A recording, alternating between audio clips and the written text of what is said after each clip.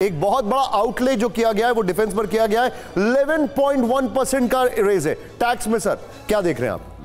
Sir tax में बहुत ज़्यादा कुछ नहीं दिया गया है, लेकिन जो दिया गया है आप देखिए कि जो पुराने करदाता थे उनके पास डिमांड्स आती थी, वो दे वर नॉट एबल कि वो डिमांड किस चीज़ की होती थी। 25,000 रुपये तक की डिमांड 2009-10 के लिए छूट दी गई। आप उसको 25,000 मत मानिए, अगर 9-10 में वो 25,000 की डिमांड क्रिएटेड है तो आज उसकी वैल्यू क्या होगी, उस पर इंटरेस्ट लगा के वो करीब 2-3-4 लाख रुपए बैठ जाएगा। सर आप मुझे सीधे शब्दों में बताएं कि क्या हुआ इसमें। जो एक आम इंसान टीवी 9 भारतवर्ष देख रहा है, बजट देखने के बाद उसको मन में क्या है, टैक्स स्लैब तो चेंज नहीं हुआ है, उसको कोई डायरेक्ट टैक्स देने वाले को क्या फायदा हुआ है?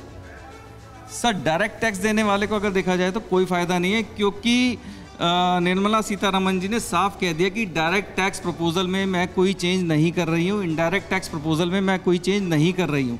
तो ये क्लियर कट मैसेज उन्होंने दिया है, तो इसलिए फायदे नुकसान वाली कोई बात ही नहीं है।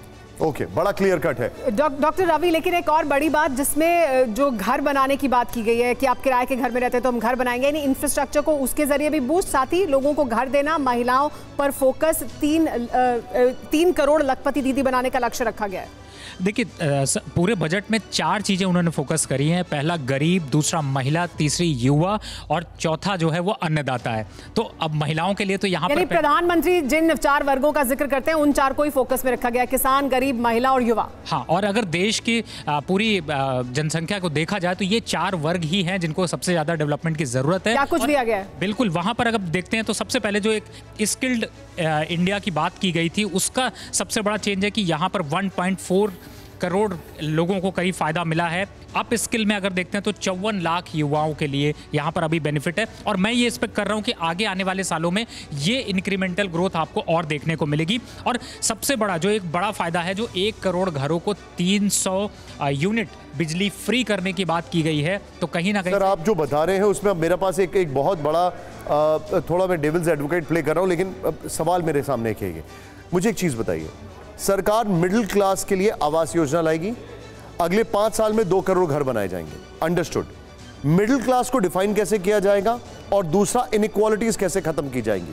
नहीं, मिडिल क्लास को उनको उसकी इनकम के क्राइटेरिया के हिसाब से रखना चाहिए कि इतनी इनकम अगर वो कमाता है तो इतना मिडिल क्लास होगा। लेकिन क्या ये डेफिनेशन क्लियर है अभी? नहीं, अभी क्लियर नहीं है। अभी हम मिडिल क्लास करते हैं, लेकिन मुझे लगता है हाउसिंग में भी पर्टिकुलर अफोर्डेबल हाउसिंग की अगर सरकार बात करेगी तो ज़्यादा अच्छा है, क्योंकि अभी जितने बिल्डर प्रोजेक्ट ला रहे हैं वो 3-4। लेकिन सर क्या आपको ऐसा नहीं लगता है ये बहुत अच्छी बात है, लेकिन जो प्रोजेक्ट्स ऑलरेडी एग्जिस्टिंग है उनको कंप्लीट करना, उनकी रजिस्ट्री कराना और जो अथॉरिटीज हैं उनका ड्यूज दिलवाना, ये एक और बहुत बड़ा टारगेट है। उसके लिए ऑलरेडी काम मुझे लगता है कि सरकार ने कर दिया है। बहुत सारे बिल्डर जो अंदर थे उनको छोड़कर उनको कहा गया कि अपने प्रोजेक्ट पूरे करो, आप पैसा जो है वो जमा कराओ ताकि लोगों को मिले। तो उस तरीके से सरकार और जो अथॉरिटी है वो दोनों काम कर रही हैं। सुमेरा, राजेश जी, सरकार ने, लेकिन निर्मला सीतारमण ने शुरुआत में क्या कुछ किया है उसको बताने में ज़्यादा समय बताया कि सरकार ने क्या कुछ हासिल किया है, किन किन क्षेत्रों में क्या क्या हासिल कर चुके हैं, किन क्षेत्रों के लिए क्या किया जाएगा। उसके लिए हालांकि कम समय था, लेकिन यही 4 सेक्टर खास तौर पर फोकस में थे।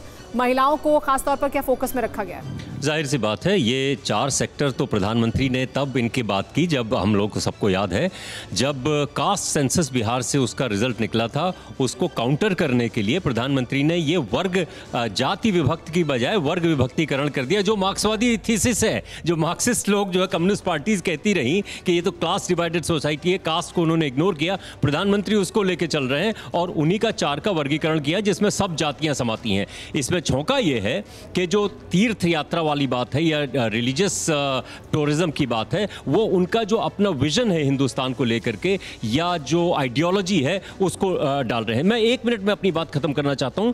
देखिए, जो पुरानी जो बात आप कर रही थी निर्मला सीतारमण ने कही, ये वो मौका है जब याद दिलाया जाना चाहिए कि सरकार की 100 कम से कम जो 142 शायद इस तरह की योजनाएं थीं जो बार बार जिनकी घोषणा हुई लेकिन जो पूरी नहीं हुई, जैसे नमामि गंगे, जैसे वापी से और अहमदनगर तक, जो साबरमती से वापी तक जो बुलेट ट्रेन चलनी थी उसको 2017 में लॉन्च किया गया, अब उसकी डेडलाइन 2027 हो गई है, वो कहीं नहीं। नमामि गंगे में जो 20,000 करोड़ का जो नहीं हुआ उसका जिक्र नहीं किया।